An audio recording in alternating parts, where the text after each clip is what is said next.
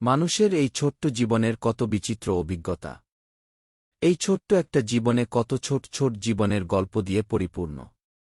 কিছু ভালো, কিছু খারাপ, কিছু বিস্ময়কর, কিছু অবিস্মরণীয়। কিছু তো ভুলে যাওয়াই যায় না। জীবনের গতি এভাবেই সামনে আগাতে থাকে। তারই মাঝে আসে বহু বাধা বিপত্তি। সব বাধা পেরিয়ে নিজেকে সামনে নিয়ে যাওয়ার প্রচেষ্টায় সবার একান্ত কাম্য। আমি আবাসিক এক মাদ্রাসায় শিক্ষকতা করি প্রায় ৬.৫ বছরেরও বেশি। সেখানের পরিবেশ ছিল খুবই নীরব। আশেপাশে তেমন কোনো বসতি ছিল না বললেই চলে। আমাদের মাদ্রাসাটা ছিল ৪ আর ৫ তলার ছাদ জুড়ে। সেখানের দুপুরের পরিবেশটা থাকত বেশ থমথমে, রাতে তো কথাই নেই। সেখানে একসাথে বেশি মানুষ ও থাকলে একটা ভয় কাজ করত।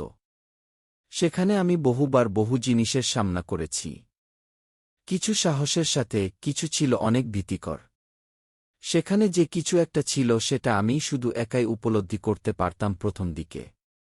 পরবর্তীতে বাকিরাও করতে শুরু করে আস্তে আস্তে। কিন্তু আমি দমিয়ে রাখতাম। কিন্তু তারপরও তাদের মনে প্রশ্নের শেষ ছিল না। এরকম মনে হওয়ার কিছু কারণ আমি বলি। একদিন দুপুরবেলা আমি ছাত্রীদেরকে পাচ্ছিলাম ৪ তলাতে। প্রচুর গরমের কারণে ছাত্রীরা বায়না করল ৫ তলার খোলা বাতাসে গিয়ে পড়বে, কারণ ৫ তলার উপরে টিনের ছাউনি, সাথে সিলিং ফ্যান ঝুলানো ছিল। আশেপাশে অনেক গাছ-গাছালি ছিল বলে সেখানের পরিবেশ কিছুটা ঠান্ডা থাকত। আমিও বারণ করলাম না, সবাইকে নিয়ে ছাদে চলে গেলাম। বলে রাখি, আমার হাতে তখন একজোড়া স্বর্ণের রুলি ছিল, যেটা আমার হাতে অনেক চাপা হতো। সহজে খোলা যেত না। পরে ছাত্রীদের পড়া আদান প্রদান করে তাদেরকে ছুটি দিয়ে আমি সেই ঠান্ডা পরিবেশে একটু তন্দ্রা বিলাস করতে চাইলাম। কিন্তু মিনিট ৫ পর কিছু বড় রড ফেলার শব্দে আমার তন্দ্রা ভেঙে যায়। ৫ তলার ছাদে অনেক রড রাখা ছিল। মনে হলো কেউ এদিক থেকে ওদিকে রডগুলোকে অত্যন্ত জোরে ছুঁড়ে ফেলে। কিন্তু রডগুলো আমার সামনেই ছিল, যেমন ছিল তেমনি আছে। তাহলে এত জোরে শব্দ কোথা থেকে আসলো? ঘুম ভাঙার পর হাতের পাশে একটু ঠান্ডা বাতাস অনুভব করলাম। পুরো ছাদে নিজেকে একা আবিষ্কার করলাম। ভয়ে তাড়াতাড়ি করে নিচে নেমে পড়লাম। নিচে গিয়ে বাচ্চাদের জিজ্ঞেস করলাম কেউ তারা রড পড়ার শব্দ পেয়েছে কিনা। কিন্তু আশ্চর্যের ব্যাপার হচ্ছে, এত জোরে শব্দ হওয়া সত্ত্বেও তারা কেউ কোনো শব্দ পায়নি। বিষয়টা আমার কাছে একটু খটকা মনে হলেও মনের ভুল ভেবে উড়িয়ে দিলাম। কিছুক্ষণ পর খেয়াল করলাম আমার হাতে থাকা স্বর্ণের রুলি আমার হাতে নেই। আমার স্পষ্ট মনে আছে ঘুমানোর আগেও ওটা আমার হাতে ছিল, আর আমি সেটাকে নিয়ে ডিজাইনগুলোকে একটু পর্যবেক্ষণ করছিলাম হাতে থাকা অবস্থাতেই। আর সেটা খোলা সহজ ছিল না মোটেই। কেউ খুললে আমি নিশ্চিত টের পেতাম, কারণ চুড়ি দুটো আমার হাতে অনেক চাপা হতো। কিছু একটা মনে মনে ঘুরপাক খাচ্ছিল। তারপরও কাউকে কিছু না বলে দুজনকে সাথে নিয়ে তড়িঘড়ি করে ছাদে গিয়ে খোঁজ করা শুরু করলাম। একটা চুড়ি পেলাম বালিশের নিচে, আর অন্যটি অনেক খোঁজাখুঁজির পর দেখলাম যেখানে রডগুলো রাখা, তার একদম মধ্যে ঢুকানো। চুড়ির শুধু একটু ঝলক দেখা যাচ্ছে। সেখান থেকে আমাদের মতো মানুষের ঢুকানো বা বের করা মোটেই সম্ভব না। আমার সাথে থাকা মেয়েগুলোও বেশ অবাক হচ্ছিল। তাদের বুঝতে বাকি রইল না যে এখানে কিছু তো একটা আছে। পরের দিন পরিচালিকা অন্টিকে জানালাম আমার চুড়িটা যেন বের করে দেওয়া হয়। রীতিমত তিনি কিছু লোক ডেকে রড সরিয়ে আমার চুড়ি বের করে দিলেন। লোকগুলো বের করার সময় লোকগুলোকে বলতে শুনেছি, এভাবে কিভাবে চুড়ি রডের ভিতর ঢোকে। আরও অনেক কিছু তারা নিজেদের মধ্যে বলাবলি করল। তারপর থেকে প্রতিদিন রাতে সবাই ছাদ থেকে চলে আসার পর কে যেন খুব জোরে জোরে রডগুলোকে টেনে এদিক ওদিক নিয়ে যেত। অনেক জোরে জোরে শব্দ হতো। এর আগেও এমন শব্দ পেতাম, কিন্তু তখন কম ছিল। রাত গভীর হওয়ার সাথে সাথে আওয়াজটাও যেন প্রকট হতো। ৪ তলাতে থাকা সবাই রড টানার শব্দ শুনতে পেত। দিন দিন সবাই অতিষ্ঠ হয়ে উঠে, শব্দ কেউ ঘুমাতে পারত না। অনেক দিন মেয়েরা শব্দ আসার সাথে সাথে গিয়েও দেখত কিছু আছে কিনা, কিন্তু তারা কিছুই দেখতে পেত না। রড যেভাবে ছিল সেভাবেই পড়ে আছে দেখতে পেত। দিন দিন শব্দের প্রকট আরও বেড়ে যেতে থাকে। তার মাঝেই একদিন দুপুরে ছাত্রীদের পড়া শেষ করে আমি সেখানেই একটু ঘুমিয়ে পড়ি। সেদিন মেয়েরা পুরো বিকেল কেউ না কেউ ছাদে ছিলেই, তাই হয়তো আমার কোনো প্রবলেম হয়নি ঘুমাতে, আর কোনো শব্দও পাইনি। প্রায় সন্ধ্যা, তখন আমার ঘুম ভাঙে। কেউ তখন ছাদে ছিল না, সবাই নিচে চলে গেছে। তাই আমি তড়িঘড়ি করে সিঁড়ি দিয়ে নিচে নামছিলাম। ঘুম ঘুম চোখে আস্তে আস্তে নামছিলাম। হঠাৎ নিচের তাকিয়ে আমি বিস্ময়ের সাথে চমকে উঠি। সিঁড়ির মাঝখানে যে অংশে ফাঁকা থাকে সেখানে কে যেন দাঁড়িয়ে আছে। তিনি সাধারণ মানুষের মতো নয়। তার কুৎসিত কালো পাছিল ফ্লোর থেকে 1 হাত উপরে, আর মাথা আমি খুঁজে বের করতেই পারলাম না। মনে হলো সাদা রঙের পাঞ্জাবি তার গায়ে জড়ানো আর আমার দিকেই ফিরে আছে। সাথে সাথে আমি আয়াতুল কুরসি পড়লাম আর সেই ভয়ানক বিরাট বস্তুটি আমার সামনে থেকে উধাও হয়ে গেল। সেদিনের পর আর একা ছাদে যাইনি। পরে নিচে গিয়ে সেদিনই পরিচালিকা আন্টিকে বিষয়টি জানাই। আন্টি পরদিন হুজুর দিয়ে পুরো বাসাকে বাঁধিয়ে দিলেন। এরপর কোনো দিন অন্য কোনো কিছু দেখতে না পেলেও রডগুলো প্রতিদিনই কে যেন এপাশ ওপাশ করত। রড সরিয়ে ফেলা হয়েছিল কিছুদিন পর। এরপর সেখানে কিছু বেঞ্চ রাখা হয়েছিল। তারপর থেকে বেঞ্চও এপাশ ওপাশ করত। এসব এখনও চলমান, কিন্তু অবস্থ হয়ে যাওয়ায় কেউ আর আগের মতো ভয় পায় না।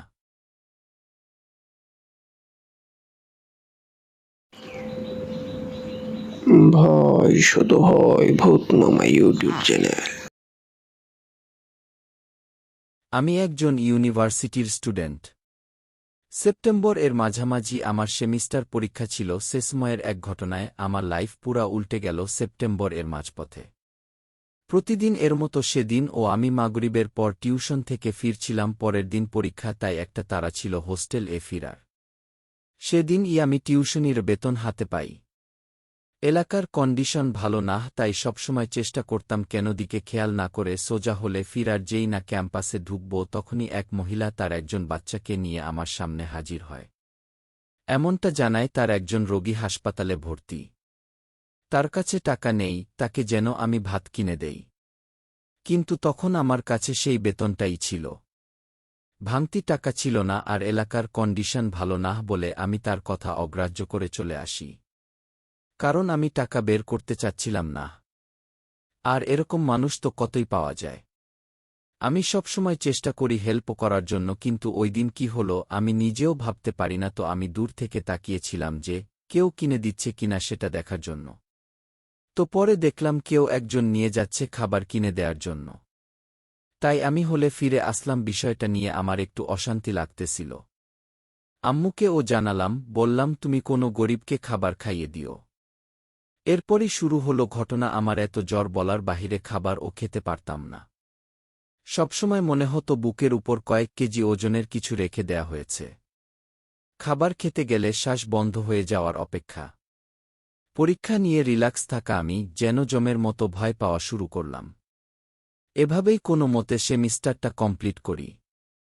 তারপর বাসায় চলে যাই। 1 মাস পর আমার ফাইনাল, তার প্রস্তুতি নিতে। বাড়ি যাওয়ার আগে অনেক কান্না করতাম। কোনো কারণ ছাড়াই কান্না আসত, যেরকম আমি কখনই ছিলাম না। বাসায় যাওয়ার পর সমস্যা যেন আরও বেগবান হয়। পড়াশোনা তো করতেই পারতাম না, খাবার খাওয়ার সাথে সাথে বমি হতো। আমি কিছুটা মানসিকভাবে বিপদগ্রস্ত হয়ে যাওয়ার মতো হয়ে যাই। সবকিছু বিরক্ত লাগত। সবার সাথে যোগাযোগও বন্ধ করে দেই। মেডিসিন, ডক্টর এবং সাইকার্টিস্ট দেখাই। ডক্টরেরও কোনো রোগ ডায়াগনোসিস করতে পারেনি। আমি সবার কাছে একজন সাহসী, আনন্দপূর্ণ, মেধাবী স্টুডেন্ট হিসেবে পরিচিত ছিলাম। যখন কেউ কান্না করত বা যে কোনো বিষয়ে টেনশনে থাকত তখন আমিই ছিলাম সবার ভরসা, তাদেরকে শান্ত করার জন্য। কিন্তু সেই আমি যেন পুরো আকাশ থেকে মাটিতে।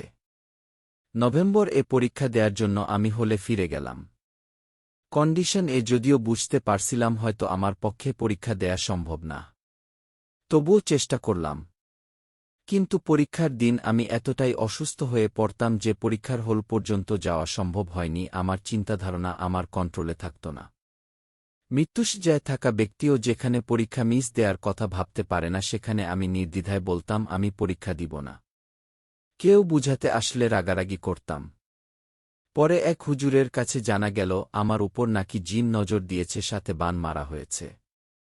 আর আমি কোনোভাবে পরীক্ষা দিতে পারব না যদি চিকিৎসা না করানো হয়। কথা পরোয়া না করে তবুও চেষ্টা করলাম, কিন্তু সম্ভব হয়নি পরীক্ষা দেয়া।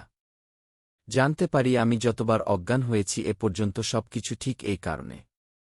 আরেকবার যদি অজ্ঞান হইতাম তাহলে হয়তো খারাপ কিছু ঘটতে পারত। পরীক্ষা না দিতে পেরে তারপর বাসায় ফিরে এসে হুজুরের কাছে চিকিৎসা করালাম। এখন আলহামদুলিল্লাহ সুস্থ। কিন্তু আগের মতো সেই সাহস আর মনমানসিকতা একদমই নেই। কেমন যেন চুপ হয়ে থাকতে ভালো লাগে।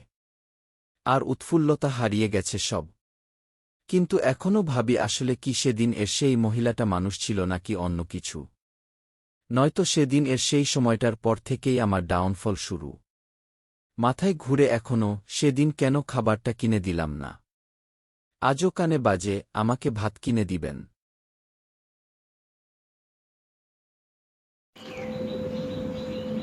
ভয় শুধু হয় ভূতনামা ইউটিউব চ্যানেল। জানুয়ারি মাস, সাল ২০০৫। এক শীতের রাতের কথা। তখন আমি ঢাকায় ছোটখাটো একটা চাকরি করি। ছুটি পেয়েছি ৩ দিনের। সে সময় মোবাইল ফোন কেবলমাত্র বাজারে নেমেছে প্রথম প্রথম। আমার অফিসের এক সহকর্মী আফসার ভাইয়ের কাছে মোবাইল ফোন ছিল, নোকিয়া ১১০০ মডেলের। আমি আফসার ভাইয়ের মোবাইল দিয়ে পাশের বাড়ির এক চাচার নাম্বারে যোগাযোগ করার চেষ্টা করলাম। এলাকার মধ্যে কেবল ওনারই মোবাইল ফোন আছে। উদ্দেশ্য, আমি বাড়ি আসছি এই খবর যেন আব্বার কাছে পৌঁছে দেয়। কিন্তু দুর্ভাগ্যবশত সেই প্রতিবেশীর নাম্বার বন্ধ পাওয়া গেল। আমি বাড়িতে যাচ্ছি এ কথা বাড়িতে জানাতে পারলাম না। না জানিয়েই রাত ৮টার দিকে রওনা হলাম বাড়ির উদ্দেশ্যে। যানজটের কারণে ঢাকা ময়মনসিংহ মহাসড়কের পাশে মাস্টার বাড়ি বাজারে পৌঁছাতে পৌঁছাতে রাত ১টার কিছু বেশি বেজে গেল। চারপাশে হালকা কুয়াশা। আমার হাতে তখন একটা ক্যাসিও হাতঘড়ি আর একটা গ্যাস লাইটার। পিঠে প্রয়োজনীয় জিনিসপত্র ভর্তি ব্যাগ। বাজার শূন্য, কোনো রিকশা নেই, সিএনজি চলাচল করে এই রাস্তায়, কোনো সিএনজিও নেই। আমি দুশ্চিন্তায় পড়ে গেলাম। হেঁটে গেলে প্রায় ৫-৬ কিলোমিটার হেঁটে যেতে হবে। তার উপর অর্ধেক পথ বনের মধ্য দিয়ে গেছে, চোর ডাকাতের সঙ্গে ভয় আছে অশরীরীদেরও। আমি ব্যাগ থেকে মাফলার কানটুপি বের করে গায়ে জড়িয়ে দাঁড়িয়ে দাঁড়িয়ে অপেক্ষা করছি কোনো গাড়ি পাওয়া যায় কিনা বা কোনো মানুষের দেখা পাওয়া যায় কিনা সে আশায়। কারো দেখা পাওয়া গেল না। দীর্ঘ আধ ঘণ্টা দাঁড়িয়ে থেকেও গাড়ি পাওয়ার সম্ভাবনা শূন্য। আমি শেষ পর্যন্ত বুকে সাহস নিয়ে হাঁটতে শুরু করলাম। ১০ মিনিট হাঁটার পর আমি চলে এলাম বনের মধ্যে। মোটামুটি একটা রাস্তা চলে গেছে বনের মধ্যে দিয়ে। দুপাশে বাড়ি ঘর নেই, শুধু গাছ আর গাছ, গা ছমছমে পরিবেশ। মাঝে মধ্যে শোনা যাচ্ছে নিশাচর পাখি আর শেয়ালের ডাক। আমি গ্যাস লাইটারের পেছনে থাকা বাতি জ্বালিয়ে সড়ক ধরে হেঁটে যাচ্ছি। হঠাৎ পেছনে কারো পায়ের আওয়াজ পেয়ে আমি চমকে উঠলাম। ভয়ে ভয়ে শরীর সমেত পেছনে ফিরে তাকালাম। ঘাট ঘুরিয়ে তাকালে শুনেছি তেনারা ঘাট মটকে মেরে ফেলে। আমার চেয়ে হাত ২০ দূর কেউ একজন ধীরে ধীরে হেঁটে আসছে। তার আবছা অবয়ব দেখা যাচ্ছে শুধু। আমি ভয়ে ভয়ে ডাকলাম, কে? কে আপনি? কোনো আওয়াজ এলো না। আমার ভেতরটা ধকধক করছে। আমি আবার কাপা গলায় ডাকলাম, কে আপনি? কে? এবার বসে যাওয়া গলায় লোকটা উত্তর দিল, আমি মতিউর গি। কোনো মতিউর? চিনতে পারলা না? তোমার মতিউর চাচা আমি গি। আমি কিছুটা স্বস্তির নিঃশ্বাস ফেললাম। আমি যার নম্বরে কল করার চেষ্টা করেছিলাম ইনি সেই লোক। কিছুক্ষণ বাদেই মতিউর চাচা আমার কাছে এসে দাঁড়ালেন। আমি হাতে থাকা লাইটারের আলো ওনার উপর ফেলতেই দেখলাম মতিউর চাচা মুখ ঢেকে রেখেছেন চাদরে। শুধু চোখ দুটো দেখা যাচ্ছে। উনি তো ডিঘডি করে বললেন, ভাইস্তা, আলো সরাও, চোখে লাগে। হাঁটা শুরু করো কি? আমি আর কিছু না বলে হাঁটতে শুরু করলাম। একসময় জিজ্ঞেস করলাম, চাচা, আপনার ফোন বন্ধ ছিল কেন? ৮টার দিকে ফোন দিলাম, পাই নাই আপনারে গি। মতিউর চাচা কিছু বললেন না। আমি আবার একই প্রশ্ন করতে তিনি বললেন, কি জানি, মোবাইলের কি হয়েছে জানি না গি। প্রায় ২০ মিনিট হাঁটার পর আমরা বনের শেষ প্রান্তে চলে এলাম। আর মিনিট ৫ হাঁটলেই বন থেকে বেরিয়ে যাব। অন্যমনস্ক হয়ে হাঁটছিলাম আমি। হঠাৎ কোনো আঠালো তরলের উপর আমার পা পিছলে গেল। পড়তে পড়তে কোনো ভাবে সামলে নিলাম নিজেকে। নিজেকে সামলে নিয়ে কিসের উপর পা পিছলে গেল তা দেখার জন্য পেছনে লাইটারের আলো ফেলতেই আমার চক্ষু স্থির হয়ে গেল।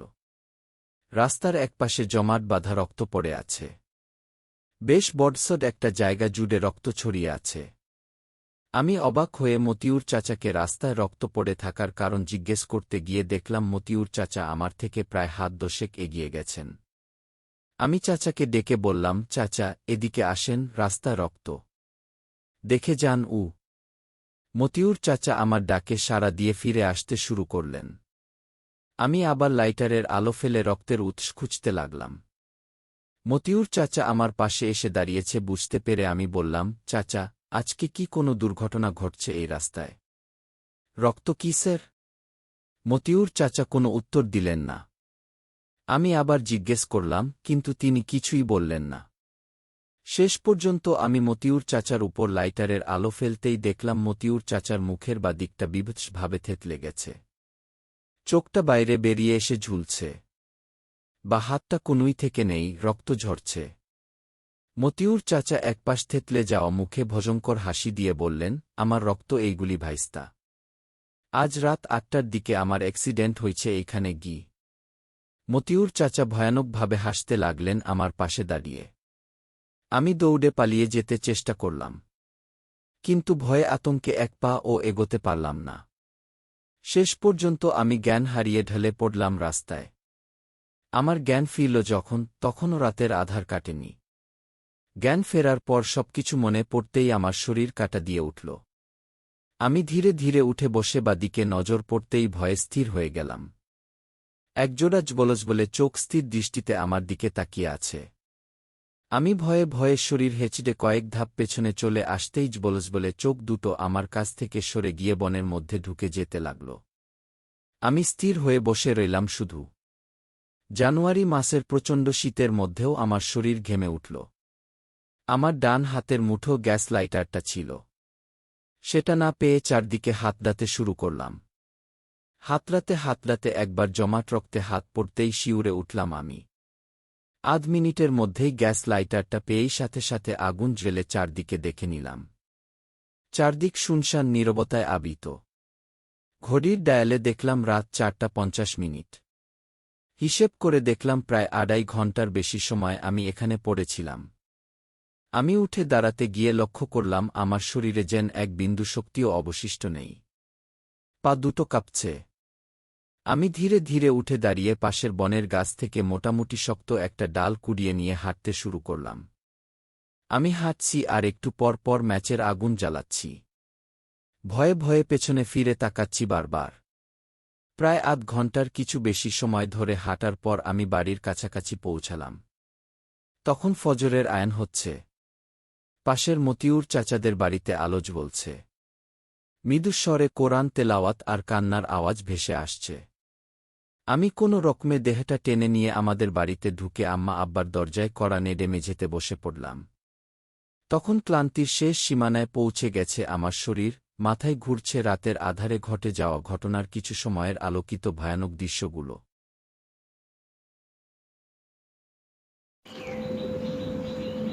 ভয় শুধু হয় ভূতনামা ইউটিউব চ্যানেল। গাজীপুরের প্রত্যন্ত অঞ্চলের এক বাগান বাড়িতে নাইট গার্ড হিসেবে ডিউটি করছি। বাড়ির নাম গ্রিন ভিলা। প্রায় বিঘা 5 জমি উঁচু প্রাচীর দিয়ে ঘেরা। উত্তরে রাস্তার পাশে বিরাট গেট, পূব পশ্চিম দেয়ালে ঘেরা, দক্ষিণে হাঁটু অবধি দেয়ালের উপর মোটা লোহার গ্রিল দিয়ে বেষ্টিত, তার ওপাশে আধা কিলোমিটারের মতো জায়গা ফাঁকা, নিচু ধানক্ষেত। তারপর আছে হিন্দুদের লাশ পোড়ানোর শ্মশান আর ঘন জঙ্গল। শুনেছি মাঝে মাঝে নাকি মাঝরাতে শ্মশান থেকে ভয়ানক শব্দ ভেসে আসে, ভয়াল দর্শন প্রকাণ্ড অবজব দেখা যায়। দক্ষিণের লোহার গ্রিল ঘেঁষে দাঁড়িয়ে আছে একটি সাদা রঙের দোতলা বাংলো বাড়ি। বাড়ির পশ্চিমে বেশ বড়সড় একটি পুকুর। বাড়ির পশ্চিম প্রান্ত থেকে সিঁড়ি নেমে গেছে পুকুরে। এ বাড়িতে কাজের লোক বলতে আমি আর বাজার সর্দার কাম ড্রাইভার ফজলু ভাই। এছাড়া আছে মিলি নামের 12-13 বছরের একটি মেয়ে। তবে আজ পুরো বাড়িতে আমি ব্যতীত দ্বিতীয় কোনো মানুষ নেই। বাড়িতে যারা থাকেন, অর্থাৎ বাড়ির মালিক সবুর সাহেব এবং তার স্ত্রীর সঙ্গে তারা গেছে হসপিটালে। সবুর সাহেব অসুস্থ। রাত 2:35। আমি নিচতলায় আমার ঘরে শুয়ে শুয়ে গান শুনছি, কানে হেডফোন গোজা। হঠাৎ বাহিরে কুকুরের ঘেউ ঘেউ আওয়াজ শুনে কান থেকে হেডফোন সরালাম। এ বাড়ির পোষা কুকুর আলফার ঘেউ ঘেউ আওয়াজে বাড়ি ঝনঝন করে ওঠে, তবে দরজা জানালা বন্ধ থাকায় সে আওয়াজটা হালকা শোনা যাচ্ছে। আমি দরজা খুলে বাইরে বেরিয়ে এলাম। আলফা কুকুরটা বেশ বড়সড়। সে দক্ষিণ দিকের দেয়ালের উপর উঠে গ্রিলের ফাঁক দিয়ে কোনো কিছু উদ্দেশ্য করে প্রচণ্ড শব্দে ঘেউ ঘেউ করছে। আমি বারকজেক ডাকলাম আলফাকে, কিন্তু সে ডাকাডাকি বন্ধ করল না। আমি বাড়ি থেকে বেরিয়ে আলফার দিকে এগিয়ে যাচ্ছি, হঠাৎই দক্ষিণ দিক থেকে প্রবল বাতাস বইতে শুরু করল, সঙ্গে বুক হিম করা হু হু শব্দে কান্নার আওয়াজ ভেসে এল। দেয়ালের ওপাশের জমিটা এক মানুষ সমান নিচু। মনে হল ওপাশের জমিতে দাঁড়িয়ে কেউ কাঁদছে। আমি ভয়ে ভয়ে এগিয়ে গিয়ে আলফার গলায় বাঁধা বেল্টে ধরব। ঠিক সেই মুহূর্তে দেখলাম দেয়ালের ওপাশে কেউ একজন দাঁড়িয়ে আছে, তার উচ্চতা ক্রমেই বাড়ছে। সে দৌড়ে এসে দেয়ালের উপর উঠে দাঁড়াল এক লাফে, তারপর গ্রিল বেয়ে উঠতে শুরু করল। আমি আলফাকে ছেড়ে দৌড় শুরু করলাম ঘরের দিকে। দৌড়ে ঘরে এসে দরজা বন্ধ করে দাঁড়িয়ে রইলাম আমি। ভয়ে শরীর থরথর করে কাঁপছে আমার। কিছুক্ষণ পর আমি কম্বল গায়ে দিয়ে বিছানায় বসে আছি। হঠাৎ বিদ্যুৎ চলে গেল। আমার মনে ভয় জেঁকে বসল। মোবাইল ফোন হাতে নিতেই তা বন্ধ হয়ে গেল, চার্জ শেষ। হঠাৎ দক্ষিণের জানালায় কে যেন ঠক ঠক করে বাড়ি দিল কয়েকবার। আমি চমকে জানালার দিকে ঘুরে বসলাম। ঘর নিকষ কালো অন্ধকারে ছেয়ে আছে। আবার জানালায় ঠক ঠক আওয়াজ হল। গাহিম করা ফ্যাসফ্যাসে গলায় বারবার কে যেন বলছে, জানালা খোল, জানালা খোলবি। আমি প্রচণ্ড মানসিক চাপের মুখে মুখস্থ থাকা দোয়াগুলোর একটাও মনে করতে পারলাম না। ওদিকে জানালায় ঠক ঠক আওয়াজ বেড়েই চলেছে, টোকা দেওয়ার পরিবর্তে এখন জানালার কাছে ঘন ঘন থাপ্পড় পড়ছে। আমি কম্বলটা শক্ত করে জড়িয়ে বসে রইলাম বিছানায়। মিনিট পাঁচেক এভাবেই কেটে গেল। হঠাৎ জানালায় টোকা দেয়া থেমে গেল। সবকিছু শান্ত। শরীর ঘেমে একাকার হয়ে গেছে আমার। আমি কম্বলটা হালকা সরিয়ে মোবাইল ফোনটা অন হয় কিনা দেখার জন্য বিছানা হাত দিয়ে মোবাইল ফোন খুঁজছি। হঠাৎ আমার হাতে ঠান্ডা কিছু একটার ছোঁয়া লাগল। আমি আরেকটু হাত দিয়ে দেখতেই ভয়ের একটা শীতল স্রোত বয়ে গেল আমার মেরুদণ্ড বেয়ে। কঙ্কালসার একটা হাত ধীরে ধীরে আমার হাতটা খামচে ধরল। পরমুহূর্তেই চিকেন ফ্যাসফ্যাসে গলায় কেউ হেসে উঠল আমার সামনে। আমি ভয়ে চিৎকার করতে চাইলেও গলা দিয়ে কোনো শব্দ বেরোল না আমার। হঠাৎ করেই জানালাটা খুলে গেল, পর্দাগুলো একপাশে সরে গেল আপনা আপনি। আমার হাত খামচে ধরা কঙ্কালসার হাতটা আমার হাত ছেড়ে দিল। বাহিরের জ্যোৎস্নার আলো ধীরে ধীরে জানালার পাশে বসে থাকা একটি নারী অবয়ব স্পষ্ট হল। নারী অবয়বটি মুখ তুলে চাইতেই দেখলাম মণিহীন ধবধবে সাদা চোখ দুটো কোটরে ঢুকে যাচ্ছে ক্রমেই। ঝলসানো মুখ থেকে ঝরছে আঠালো তরল জাতীয় কিছু একটা।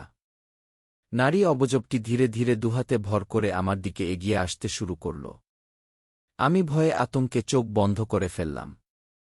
পরমুহূর্তেই ফ্যান চালু হওয়ার ক্যাচ ক্যাচ শব্দে চোখ মেলে তাকালাম আমি। বিদ্যুৎ এসে গেছে। জানালার দিকে তাকালাম, সেখানে কেউ নেই। তবে জানালাটা খোলা। পর্দা দুটো দুপাশে সরানো। বিছানার দিকে তাকাতেই দেখলাম ফোঁটা ফোঁটা রক্তের দাগ লেগে আছে। আমি আরেক দফা শিউরে উঠলাম। গ্রিন ভিলা থেকে সবচেয়ে কাছের বাড়িটাও মিনিট দুয়েকের দূরত্বে। আমি তড়িঘড়ি করে বিছানা ছেড়ে নেমে পড়লাম। এ বাড়িতে থাকলে আজ বেঁচে থাকব কিনা জানি না। সিদ্ধান্ত নিলাম বাড়ি থেকে বেরিয়ে আশেপাশের কোনো বাড়িতে গিয়ে আশ্রয় নেব। আমি মোবাইল ফোনটা হাতে নিয়ে ঘর থেকে বেরোনোর জন্য দরজা খুলতেই আবার সেই হু হু কান্নার আওয়াজ ভেসে এল। ছাদের উপর থেকে এবার ভেসে আসছে কান্নার আওয়াজ। আমি বের হব কিনা ভাবতে ভাবতেই খেয়াল করলাম কান্নার আওয়াজ ধীরে ধীরে কাছে আসছে। সিডিতে কারো পায়ের আওয়াজ শোনা যাচ্ছে। মনে হচ্ছে মরা কান্না কাঁদতে কাঁদতে সিডি বেয়ে নেমে আসছে কোনো কেউ। আমি সব ভয় ছেড়ে ঘর থেকে বেরিয়ে কলাপসিবল গেইটের সামনে এসে দাঁড়াতেই দেখলাম আলফার মৃতদেহ পড়ে আছে বাড়ির দরজায়। ওদিকে কান্নার আওয়াজ কাছে এসে গেছে প্রায়। আমি আলফার মৃতদেহ ডিঙিয়ে দৌড়ে বাইরে বেরিয়ে এলাম। বাংলো থেকে উত্তরের গেট বেশ দূরে। আমি দৌড়াতে শুরু করলাম গেটের উদ্দেশ্য। দৌড়ের মাঝেই গেটের দিকে তাকিয়ে দেখলাম ইলেকট্রিক বাতির আলো উজ্জ্বল গেটের দিক থেকে কিছুক্ষণ আগে দেখা সেই নারী অবজব হেঁটে হেঁটে এগিয়ে আসছে আমার দিকেই। আমি থেমে গেলাম। পেছনে তাকিয়ে দেখলাম একই নারী অবজব পেছন দিক থেকেও এগিয়ে আসছে মডা কান্না কাঁদতে কাঁদতে। পরমুহূর্তেই পশ্চিমের পুকুরে বেশ বড়সড় একটা শব্দ হল।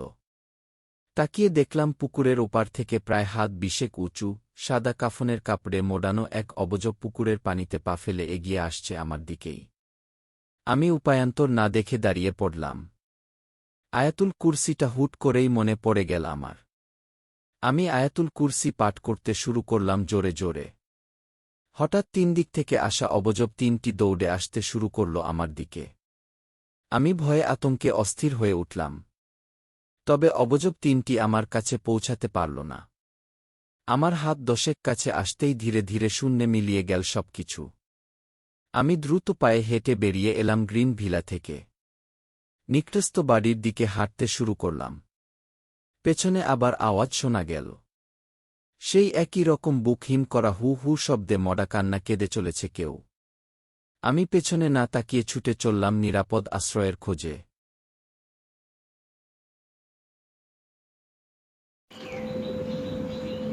ভয় শুধু হয় ভূতনামা ইউটিউব চ্যানেল। আমি আজকে আমার সাথে ঘটে যাওয়া ভয়ঙ্কর ও অতিপ্রাকৃতিক একটি ঘটনা শেয়ার করব। ঘটনাটির সময়কাল 21 মার্চ 2021 সাল। আমি তখন নবম শ্রেণীর ছাত্র। ঘটনাটি যখন ঘটে তখন আমি আমার নানুর বাসা উত্তরাতে ছিলাম।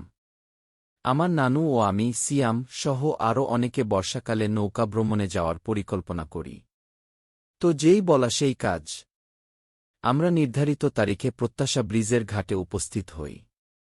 আমাদের ট্রলার লঞ্চ ঠিক টাইমে তার গন্তব্যে যাওয়ার জন্য রওনা দেয়।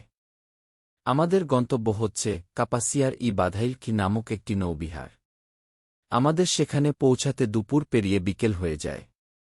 আমরা সেখানে সারা বিকেল ঘোরাঘুরি করে সন্ধ্যার পর সেখান থেকে রওনা দেই।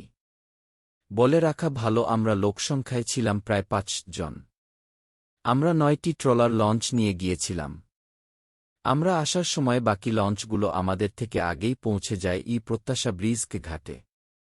আমাদের লঞ্চটির বয়স এবং ওজন বেশি হওয়ার লঞ্চটি অর্ধেক পথে নষ্ট হয়ে যায়, যার কারণে আমাদের লঞ্চটি অন্যান্য লঞ্চদের থেকে পিছিয়ে পড়ে। আমরা যখন অন্ধকারে নদীপথে কচুরিপানার মধ্যে দিয়ে আসছিলাম, তখন আমার মনে হচ্ছিল আমাদের লঞ্চটি যেন কোনো এক অদৃশ্য শক্তি আটকিয়ে ধরছে।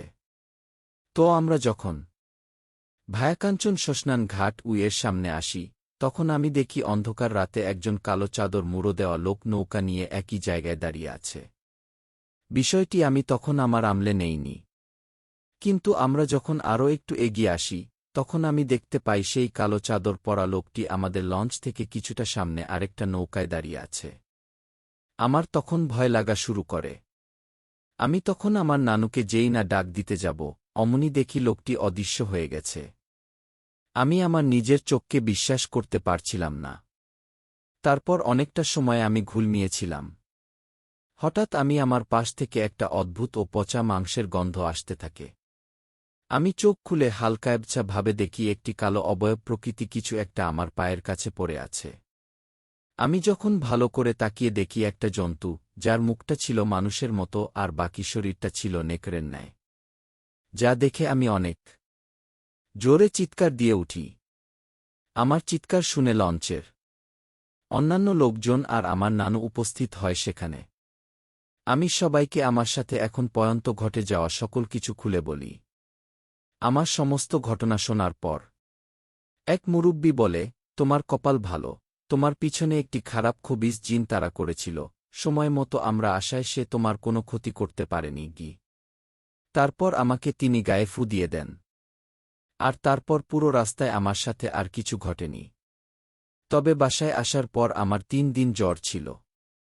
তারপর আমি আল্লাহর রহমতে সুস্থ হই।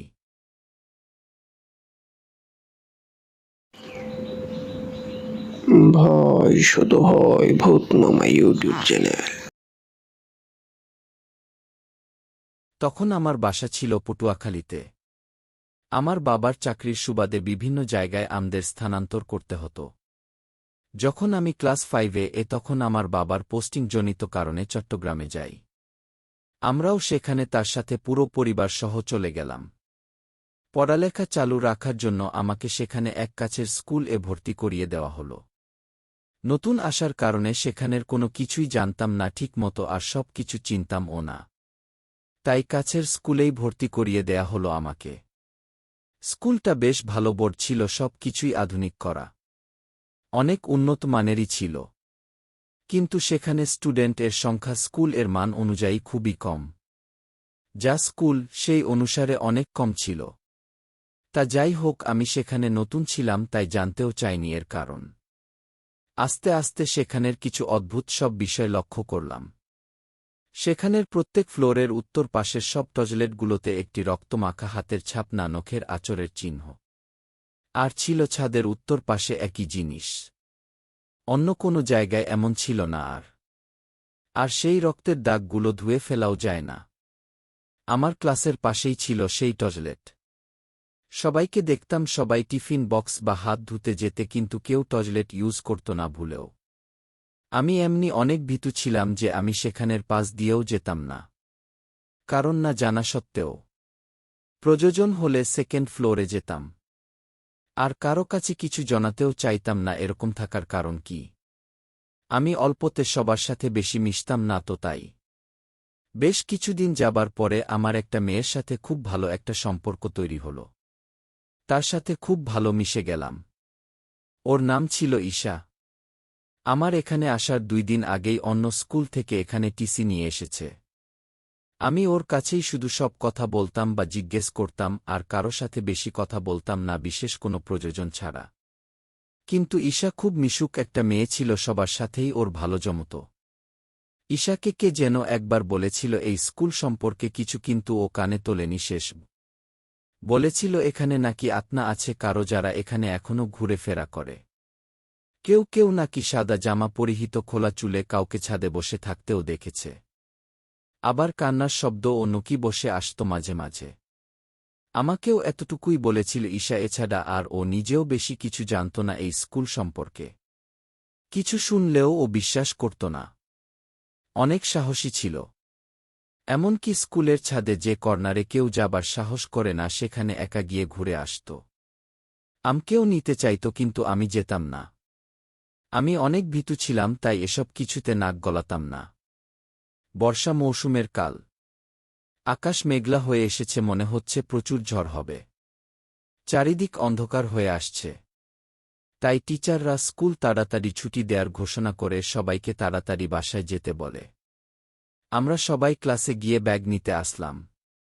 তখন ঈশা হয়তো ক্লাসে ছিল না, নিচ তলার দিকে ছিল হয়তো। আমরা যখন ব্যাগ নিয়ে নিচে আসি তখন ওকে দেখলাম উপরে যেতে সামনাসামনি হলে ও আমাকে জিজ্ঞেস করে কোথায় যাচ্ছিস। আমরা তখন বললাম স্কুল ছুটি দিয়ে দিচ্ছে, তুই জানিস না? ও বলল না তো। আজ স্কুল একটু তাড়াতাড়ি ছুটি দিয়ে দিচ্ছে, হয়তো ঝড় নামবে তাই। তখন ও বলল আচ্ছা তোরা যা, আমি ব্যাগ নিয়ে আসি। তারপর আমরা চলে গেলাম। সবাই চলে গেছে ভেবে হয়তো দারোজান মামা গেট বন্ধ করে দিয়েছিল হয়তো। আর ঈশা হয়তো ওখানেই থেকে যায়। বের হতে চাইলেও বের হবার কোনো রাস্তা হয়তো ছিল না। স্কুলটা অনেক সিকিউর ছিল যে কেউ স্কুলে ঢুকতে বা বেরোতে পারত না, একটাই রাস্তা, মেইন গেট। কেউ স্কুল থেকে ফাঁকি দিয়ে চলে যেতে পারত না। এছাড়া আর কোথা থেকে যাবার ব্যবস্থা নেই। সেদিন সেটাও বন্ধ করে দিয়ে মামা চলে গেল। আমরাও গেলাম যাই যার বাসায়। পরে ঈশা আর সেদিন বাড়ি ফিরল না। অনেক ঝড় হল। ওর আম্মু আব্বু ওকে নাকি অনেক খোঁজা করেছে, কিন্তু কোথাও তাকে পাওয়া গেল না। প্রিন্সিপালকে কল করলে সে জানায় যে স্কুল আগেই ছুটি দেয়া হয়েছে আর সে চলে গেছে। তাই তারা স্কুলে আর খোঁজ করল না। সারারাত পর হয়ে গেল, ঈশার কোনো খোঁজ মিলল না। পরদিন সকালে স্কুল খুলল। সবাই স্কুলে উপস্থিত হল। তৃতীয় তলার ক্লাস 7-এর এক স্টুডেন্ট রাস্তার কাদা হওয়ার কারণে সে পা ধুয়ে নিতে যখন বাথরুম এর দরজাটা খুলল, এমন কিছু দেখল যা দেখে তার হৃদয় স্পন্দন থেমে যায়। মেয়েটা সজোরে চিৎকার দিয়ে উঠে। আর সেখান থেকে সে দৌড়ে গিয়ে নিচে বসে পড়ে আর কাঁপতে থাকে। মেয়েটাকে এই অবস্থা দেখে সবাই হকচকিয়ে যায়। সবাই দেখতে চাইল কি হয়েছে। সেখানে সবারই একটা বড়সড় ধাক্কা লাগল বাথরুমের ভিতরের দৃশ্য দেখে। কয়েকজন তো জ্ঞান হারিয়ে ফেলে। অফিস কক্ষে বিষয়টা জানানো হল। সবাই দেখতে গেল তৃতীয় তলায়। আমিও বাকি রইলাম না। আমি তখন সেখানে গিয়ে একটু সবাইকে ভেদ করে দেখার চেষ্টা করলাম বিষয়টা কি। আমি যা দেখলাম তা দেখে আমি হয়তো বেহুশ হওয়ার উপক্রম ছিলাম। নিজের চোখকে বিশ্বাস করতে পারছি না। আগে এমন কোনো দিন দেখিনি বা এমন কিছু দেখব কখনো ভাবিনি। দেখলাম বাথরুম এর জানালা দিয়ে একটা মেয়ে তার ঘাড় অবধি পর্যন্ত ঢোকানো। মনে হয় কেউ জোর করে চুল ধরে টেনে নিয়ে যেতে চাইছিল জোরপূর্বক। আর তার চুলগুলো ছিল সব ছেঁড়া। সেগুলো নিচে পড়ে আছে। ঘাড়ে ও পিঠে নখের আঁচড়গুলো স্পষ্ট দেখা যাচ্ছে। প্রত্যেক জায়গায় 4টি করে নখের অদ্ভুত দাগ। শরীরে সাদা স্কুল ড্রেসটা ছিল ছিন্ন ভিন্ন আর রক্তে ছোপ ছোপ দাগ মিশানো। গলার দাগটা ছিল খুবই ভয়ানকভাবে আঁচড়ানো। চেহারায়ও ছিল বেশ কিছু আঁচড়ের দাগ। চিনতে পারলাম না ঠিক কে সেই মেয়েটা। আমি আর কিছু দেখতে সাহস পেলাম না। আমি নিজেই ওখানে থেকে কাঁপতে কাঁপতে সরে আসি। তারপর ওখানে থাকা সবাইকে ওখান থেকে সরিয়ে দেয়া হল। কিছুক্ষণ পরে জানতে পারলাম ওই মেয়েটা আর কেউ না, ওটা ছিল ঈশা। আমার মনে হল চারিদিকে সব কিছু যেন হঠাৎ হয়ে গেল। কিছুই বুঝতে পারছিলাম না আমি। কালকেও ওর সাথে গল্প করলাম, মজা করলাম, আজ তার এই অবস্থা। বিশ্বাস হচ্ছিল না। তারপরও করতে হল। সেদিন দুঃখে ব্যথিত হব নাকি ভয়ে কাতর ছিলাম নিজেও বলতে পারলাম না। অনেক কষ্টে বাড়ি ফিরে আসলাম। সেদিনের অনুভূতি আমি কাউকে বলে বুঝাতে পারব না। সবাইকে বাড়ি পাঠিয়ে দেয়া হল। কিন্তু সেদিন কারো অবস্থা ঠিক ছিল না। সবাই ভয়ে কাতর ছিল, সেটা দেখেই বোঝা যাচ্ছিল। পুরো স্কুলে নীরবতা বিরাজ করেছিল। পরে ঈশার পরিবারকে ফোন দিয়ে আসতে বলা হয়। তারা আসল। তারা এসে যখন দেখল ঈশার বিক্ষিপ্ত লাশ, সেখানেই ঈশার আম্মু চিৎকার দিয়ে অজ্ঞান হয়ে যায় আর বাবাথু হয়ে সে দিকে তাকিয়ে দাঁড়িয়ে থাকে। বড়ভাই আর্তনাদ করে কান্নায় ভেঙে পড়ে। তারপর অ্যাম্বুল্যান্সে করে ঈশার লাশ ওর পরিবারের লোকদের দিয়ে পাঠিয়ে দেয়া হল। আমি সেদিন আর ঘুমাতে পারিনি, চোখের সামনে শুধু একটা জিনিসই ভেসে বেড়াচ্ছে। ঈশার রক্তাক্ত শরীর। আমাকে দেখে আমার আম্মু বারবার জিজ্ঞেস করে স্কুলে কি হয়েছে। কেউ কিছু বলেছে, কেউ মেরেছে। অনেক প্রশ্ন করতে থাকে। আমার কাঁপুনি আর বেড়ে যায় মনে করে। তারপরও আম্মু আব্বুকে সব বললাম কাঁপতে কাঁপতে। এই কথা শোনার পর আমার পরিবারের সবাই অনেক ভয় পেয়ে যায়। আমাকে সেখানের স্কুলে আর রাখতে আর চাইল না। বাসার বাড়িওয়ালা অন্টির কাছে এই বিষয়ে বললেন আম্মু। সে বলে এটা নতুন কিছু নয়। আমরা তখন আরও অবাক হলাম। এর আগেও নাকি এমন হয়েছে। এর আগেও নাকি 3টা মেয়ের এভাবে মরে গেছে। সরকারি স্কুল তাই বন্ধ করা যাচ্ছে না। স্কুল বন্ধ হলে শিক্ষকদের বেতন কোথা থেকে আসবে তাই তারাও কিছু বলে না।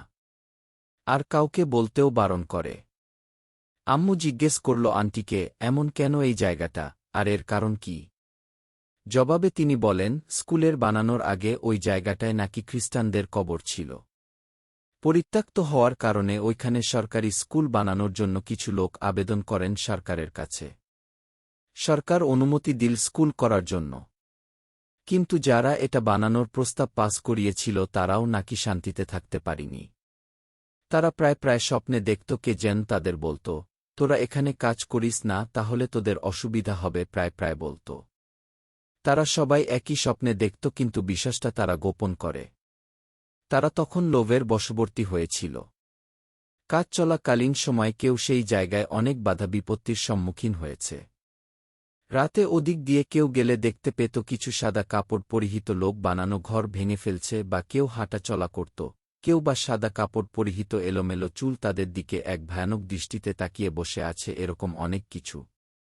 সেটা তারা সকলেই অনুভব করতে পারত। বিশ্বস্ত সেখানের প্রত্যেক মানুষই জানত যে জায়গাটা ভালো না। তারপরও তারা কিছু বলত না। আবার যদি সকালে কেউ কাজ করতে গেলে কর্মচারীরা তাদের মালামাল এলোমেলো দেখত বা খুঁজে পেত না। 2 জন কর্মচারীর নাকি মৃত্যু হয়েছে। সেখানে নাকি তাদের লাশ পাওয়া গেছিল ছিল অনেক ভয়াবহভাবে ছিন্নভিন্ন করা। তাদের রাতে দেখাশোনা করার জন্য রাখা হয়েছিল। কিন্তু পরে তাদের লাশ পাওয়া যায়। এই ভয়ে কেউ আর রাতে সেখানে থাকত না, এমনকি রাতে ওই রাস্তা দিয়ে হাঁটতও না। যারা স্কুলের নির্মাণ কাজ শুরু করেছিল তারা আর কোনোদিন ফিরে আসেনি। পরে ওই স্কুল পুরোপুরি সরকারের দখলে চলে যায়। পরে সরকারিভাবে কাজ সম্পন্ন করে স্কুল চালু করে। অবাক করা বিষয় হচ্ছে কেউ কেউ এসব কথা জানা সত্ত্বেও এখানে তাদের ছেলে মেয়ে ভর্তি করে, আর কেউ করত না জেনে।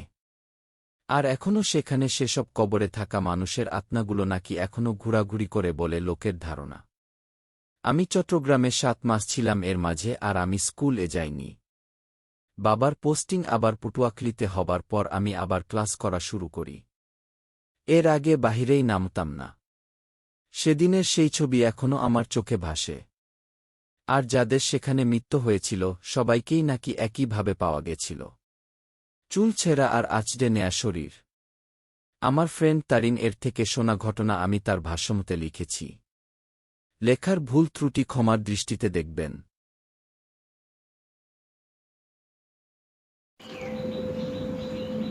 ভয় শুধু হয় ভূতনামা ইউটিউব চ্যানেল।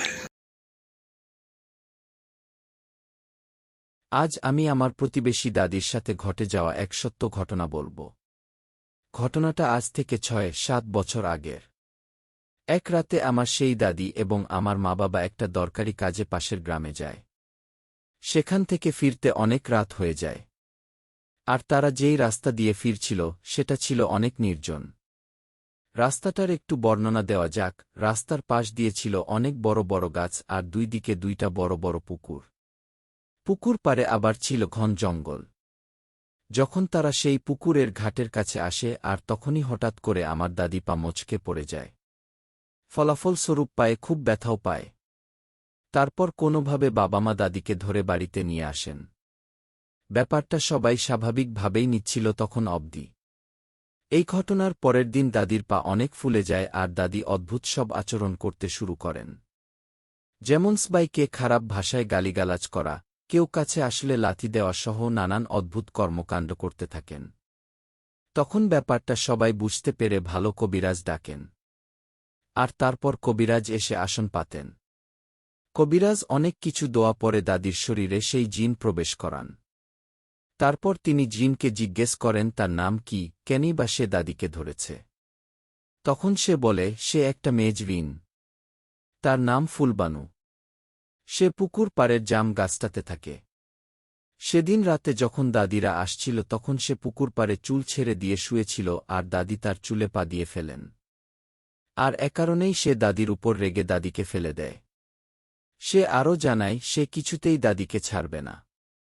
কবিরাজ তাও দাদিকে ছেড়ে দিতে বলেন, অনেক বুঝায় যে দাদি ইচ্ছে করে পা দেননি, কিন্তু সে ছাড়তে রাজি হয় না। পরে কবিরাজ তাকে বন্দি করার ভয় দেখালে সে রাজি হয় ছাড়তে, তবে একটা শর্ত দেয়। কবিরাজ তাকে শর্তের ব্যাপারে জিজ্ঞেস করেন।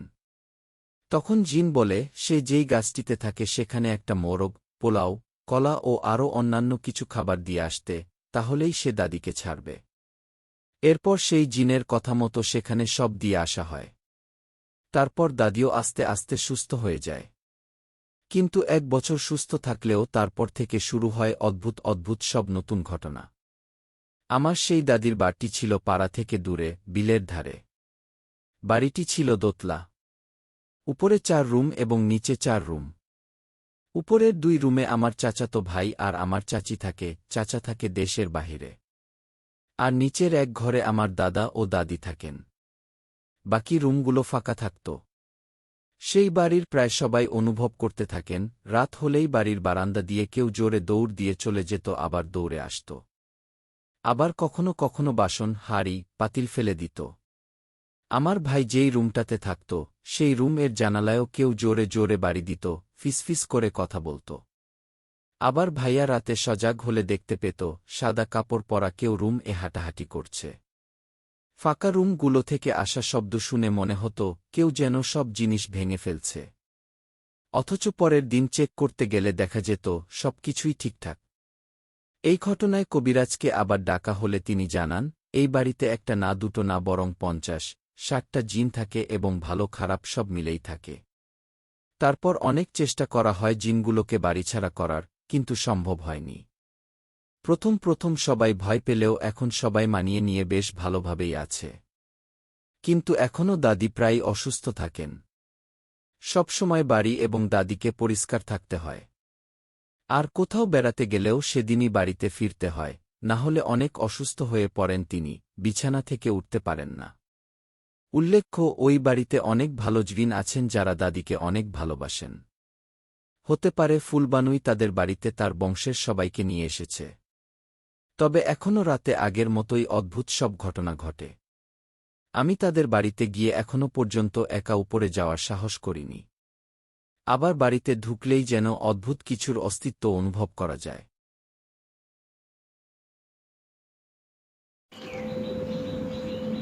ভয় শুধু হয় ভূতনামা ইউটিউব চ্যানেল। আমি শামিমা, চিটাগংয়ে থাকি। আজকের গল্পটা আমার বড়মামির সাথে ঘটে যাওয়া ঘটনা। শুধু বড়মামি না, বরং আমিও তার সাথে কিছু ঘটনার সম্মুখীন হয়েছিলাম। আগেই বলে রাখি, পড়ালেখার জন্য আমি ছোট থেকেই নানা নানু ও মামিদের সাথে একসাথে থাকি। সাল ঠিক মনে করতে পারছি না। কোনো কারণে আমরা নতুন বাসা নিলাম। প্রথম দিকে সব ভালোই ছিল।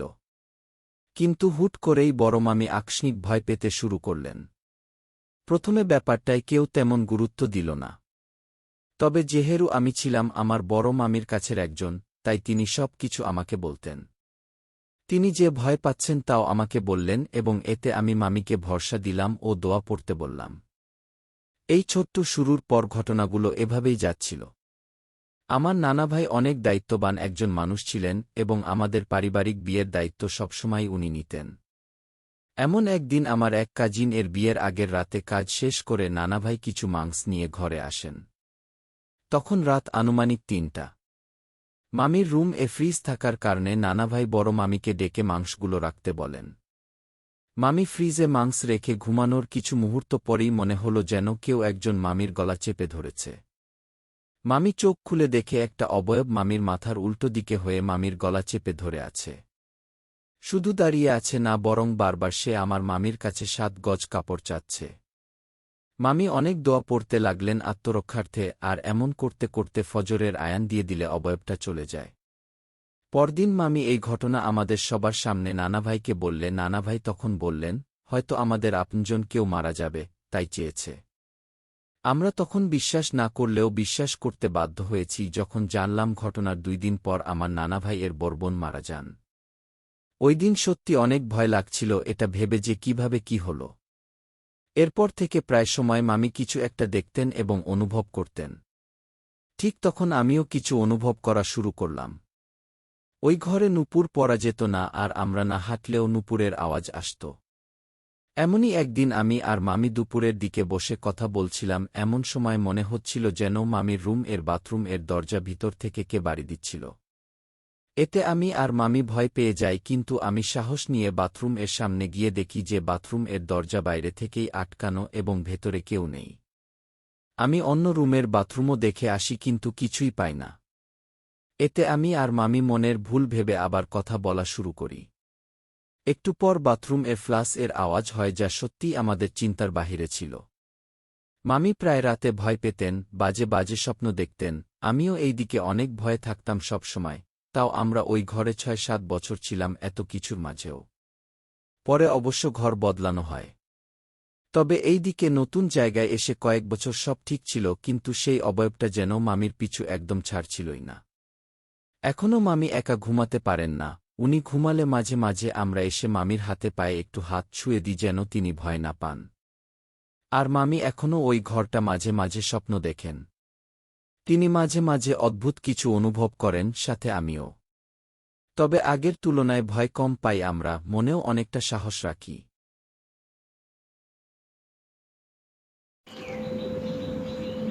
ভয় শুধু হয় ভূতনামা ইউটিউব চ্যানেল। তখন আমি শহরের একটি স্বনামধন্য বিদ্যালয়ের ৭ম শ্রেণীতে পড়ি। চতুর্থ পিরিয়ডে গণিত ক্লাসের সময় আমরা অদ্ভুত কিছু শব্দ শুনি। পাশের সিঁড়ি থেকে একটা গোঙানির মতো আওয়াজ আসছিল। আমাদের ক্লাসের শিক্ষিকা ছুটে গেলেন সেখানে। অন্যান্য ক্লাসের শিক্ষকরাও সেখানে গেলেন। আমরাও কয়েকজন গেলাম তাদের পিছু পিছু। গিয়ে দেখলাম একটা মেয়ে সিঁড়িতে পড়ে আছে। চুলগুলো এলোমেলো, মুখ দিয়ে অদ্ভুত শব্দ করছে, চোখের দৃষ্টি উদ্ভ্রান্ত। সবার ধারণা হল সে অসুস্থ। তাই তাকে ধরে অফিস রুমে নিয়ে যাওয়া হল। তখন টিফিন পিরিয়ড। আমরা সবাই খাওয়া দাওয়া করে গল্প করছি। তখন পাশের ক্লাসের একটা মেয়ে এসে বলল, ওই মেয়েটা জিনে ধরা, এই জন্য তখন এমন করল। আমরা কেউ তার কথা আমলে নিলাম না। ভাবলাম সে মজা করছে। কিছুক্ষণের মধ্যেই পুরো স্কুলে কথাটা ছড়িয়ে পড়ল। কিছুক্ষণ পর আমরা সেই ক্লাসরুমে গিয়ে দেখলাম ওই মেয়েটাকে রুমে নিয়ে আসা হয়েছে। সে মূর্তির মতো বেঞ্চের এক কোণে বসে আছে। তার চোখ টকটকে লাল। কিছু সময় পর আমরা নামায় ঘরে নামাজ পড়তে গেলাম। সেখানে দেখি সেই মেয়েটাও এসেছে। আমরা যখন নামায় পড়ছিলাম তখন মেয়েটা নামায় দাঁড়াল। ওর চোখ দুটো টকটকে লাল, মুখ ফ্যাকাশে। সে নামায়ে দাঁড়িয়ে কিছুক্ষণ উসখুস করল। তারপর হঠাৎ গগন বিদারী চিৎকার দিয়ে ওখানেই বসে পড়ল। আমরা ভয় পাওয়া চোখে ওর দিকে তাকিয়ে আছি। এরপর সে আবার মাটিতে পড়ে কাতরাতে লাগল। ওর চোখ উল্টে যাচ্ছিল, হাত পা ভয়ঙ্করভাবে কাঁপছিল। কিছুক্ষণ এভাবে কাটার পর সে উঠে মুখ দিয়ে পাক পাক জাতীয় শব্দ করে প্রায় ছুটে বেরিয়ে গেল। নামায় রুমে থাকা প্রত্যেকেই তখন ভয়ে কাঠ। এরপর যা ঘটেছিল তা আরও ভয়ঙ্কর। সবার আতঙ্কিত চেহারার ছাপ পরিস্থিতিকে আরও ভয়াবহ করে তুলেছে। ওই মেয়েটার ক্লাসের দুটো মেয়ে করিডোরে দাঁড়িয়েছিল। সেখান থেকে আরাডি ভবনের চারতলার ছাদ স্পষ্ট দেখা যায়। ক্লাসে সেই মেয়েটার অস্বাভাবিক আচরণে ভীত হয়ে তারা সেখানে দাঁড়িয়েছিল। হঠাৎ করেই তাদের দৃষ্টি চলে যায় চারতলায়। সেখানে তারা দেখে সাদা কাপড়ে মোড়ানো কিছু একটা সেখানে দাঁড়িয়ে আছে। তার পেছনে অনেক লম্বা ও কালো একটা ছায়ামূর্তি। তারা চিৎকার করে উঠল। ভীত মানুষের চিৎকার যে এতটা ভয়ানক তা জানতাম না। পরে তাদের থেকে ঘটনা শুনে আমরা আরও আতঙ্কিত হয়ে পড়লাম। শুধু আমরাই না, বড়রাও অনেক ভয় পেয়েছিল। মেয়েটার অবস্থা ধীরে ধীরে অনেক খারাপ হয়ে যাচ্ছিল। তার রক্তশূন্য, উদ্ভ্রান্ত, টকটকে লাল চোখ এবং মুখ দিয়ে করা অস্বাভাবিক শব্দে সেখানে টিকে থাকা কঠিন হয়ে পড়েছিল। চারিদিকে ভ্যাপসা গরমে আমাদের দম বন্ধ হয়ে আসছিল। এরই মধ্যে ছাদে হঠাৎ ধূপধাপ শব্দ হতে লাগল, যেন কেউ পা টেনে টেনে হাঁটছে। ঘটনার আকস্মিকতায় আশেপাশের সব মেয়েরা একসাথে চিৎকার করে উঠল। এতগুলো মানুষের ভীত চিৎকারে যে কারো বুক কেঁপে উঠবে। ততক্ষণে ফোন করে মেয়েটার মাকে ডেকে আনা হয়েছে। মেয়েটাকে যখন আমাদের রুমের সামনে দিয়ে নিয়ে যাওয়া হচ্ছিল, তখন সে আমাদের দিকে তাকিয়ে অপ্রকৃতস্থের মতো হাসল। তার চোখ নিষ্প্রাণ, লাল। আমার সাথে তার চোখাচোখি হতেই আমার হৃৎপিণ্ড আঁতকে উঠল। মেরুদণ্ড বেয়ে নেমে গেল শীতল স্রোত। তার চোখে কিছু একটা ছিল যা বুকে কাঁপন ধরিয়ে দেয়। পরে আমরা জানতে পারি ওই মেয়েটা আসলেই জিনে ধরা রোগী। জন্মের পর থেকেই তার উপর জিনের আছর ছিল। আর সেদিন সে সকালে ইলিশ মাছ খেয়েছিল এবং স্কুলে দুপুরের আয়ানের সময় চুল ছাড়া অবস্থায় বাথরুমে থাকায় সেখানে অনেক ভয় পেয়ে যায়। আর সেখান থেকেই মূলত এই ঘটনা শুরু। আমাদের স্কুলের যে ম্যাম দোয়াদরুদ পড়ে ওর চিকিৎসা করেছিলেন, তিনিও কিছু ভৌতিক ঘটনার সম্মুখীন হন, যা আমরা পরবর্তীতে জানতে পারি। সেই ঘটনার রাতে তিনি পানি খাওয়ার জন্য রান্নাঘরে যান। রান্নাঘরের দরজা খুলতেই তিনি দেখেন অবিকল তার মতো দেখতে একজন ঠিক তার সামনে দাঁড়িয়ে আছে। তিনি মনে মনে ভয় পেলেও চোখ বন্ধ করে আয়াতুল কুরসি পাঠ করেন। আর চোখ খুলে দেখেন সেখানে কিছুই নেই। রাতে ঘুমানোর পর স্বপ্ন দেখেন কেউ একজন তাকে বলছে, এই ব্যাপার নিয়ে বেশি ঘাটাঘাটি করলে তার ফলাফল ভালো হবে না। যাই হোক, সেদিনের সেই ঘটনায় সবাই অনেক ভয় পায়। যাদের হাড় দুর্বল তারা অনেকই অসুস্থ হয়ে পড়েছিল। আর সেই মেয়েটা যে বাথরুমে ভয় পেয়েছিল সেটা এখনও তালাবদ্ধ। আমি সেদিনের মতো ভয় আর কখনো পাইনি।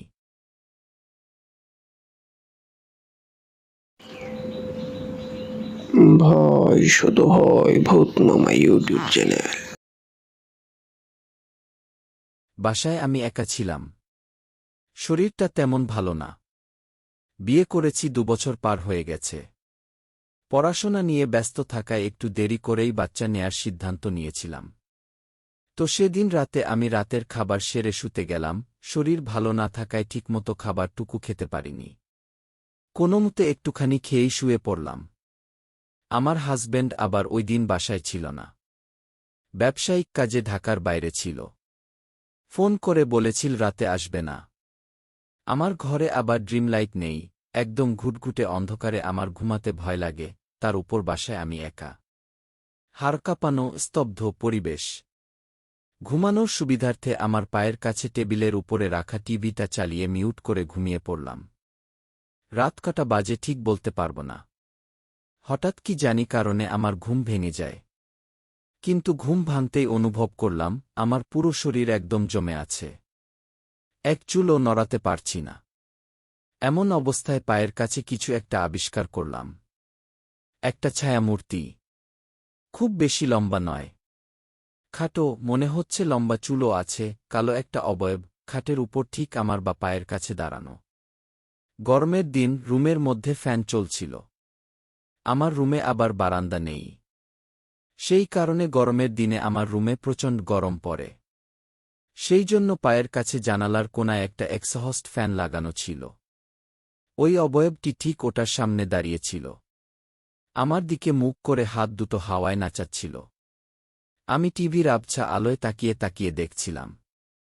আমি নড়ার জন্য অনেক চেষ্টা করছিলাম। কিন্তু এক চুলও নড়তে পারছিলাম না। চেষ্টায় ব্যর্থ হয়ে জোরে জোরে চিৎকার করতে লাগলাম, কিন্তু গলা থেকে আওয়াজ বের হচ্ছে না। ভয় করছিল অনেক, ওটার দিকে তাকাতে পারছিলাম না। ভয় দূর করতে সিদ্ধান্ত নিলাম ওটাকে ইগনোর করব। হাতের কাছে ফোনটা রাখা ছিল। অনেক চেষ্টার পর ওটার নাগাল পেয়েই ফোনটা হাতে তুললাম। ফোনটা অন করতেই দেখি রাত প্রায় 3টা বাজে। আমি তাড়াতাড়ি আমার বরকে ফোন করলাম। হ্যালো, তুমি কোথায়? এই তো রাস্তায়, বাসায় আসতেছি। আসতে কতক্ষণ লাগবে? এই তো বেশি সময় লাগবে না। ঘণ্টা খানেক লাগতে পারে। ফোনটা কেটে দিলাম। আমি ফোনটা হাতে নেয়ার পরেই ওই অবয়বটা হাওয়ায় মিলিয়ে গেল। ফোনটা কেটে দিয়ে ভাবতে লাগলাম, এখন কি করব? ঘুমাবো নাকি আমার বর জন্য অপেক্ষা করব? এমন নয়ছয় ভাবতে ভাবতে আবার ঘুমিয়ে পড়লাম। আবারও হঠাৎ ঘুম ভেঙে গেল, চোখ মেলে তাকিয়ে দেখি আবার সেই অবয়ব। আগেরবার যেখানে দেখেছিলাম ঠিক সেখানটায় দাঁড়িয়ে আছে। কি মুশকিলে পড়লাম রে বাবা! এবারও আগেরবারের মতোই নড়তে পারছি না। আমি শুনেছি বোবা ভূত নাকি মানুষের কাছে এসে জড়রে জাপটে ধরে, কিন্তু আমার বেলায় এমনটা হয়নি। না হবারও কারণ আছে। আমার বালিশের তলায় একটা শরীর বন্ধের তাবিজ ছিল। আমি যখন আমার বাপের বাড়িতে গিয়েছিলাম, তখন এই ভয়ভীতির জন্য একজন ভালো হুজুরকে দেখিয়েছিলাম। তখন তিনি আমাকে এই তাবিজটা দিয়ে বলেছিল, আমি যে বালিশটাতে ঘুমাই এটাকে ওই বালিশের নিচে রাখতে। আমি তার কথা মতো তেমনটাই করি।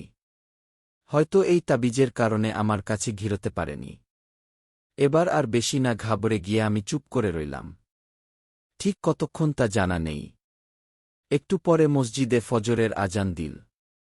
ধীরে ধীরে অবয়বটা অদৃশ্য হয়ে গেল। আমি হাঁফ ছেড়ে বাঁচলাম। এরপর এই ঘটনাটা আমি আমাদের গ্রামের এক হুজুরের সাথে বললাম। উনি আমার আত্মীয় হন। সে আমাকে পানি পড়া দিল। আর বল পুরো ঘরে ছিটাতে। এরপর থেকে আর কোনো সমস্যা হয়নি।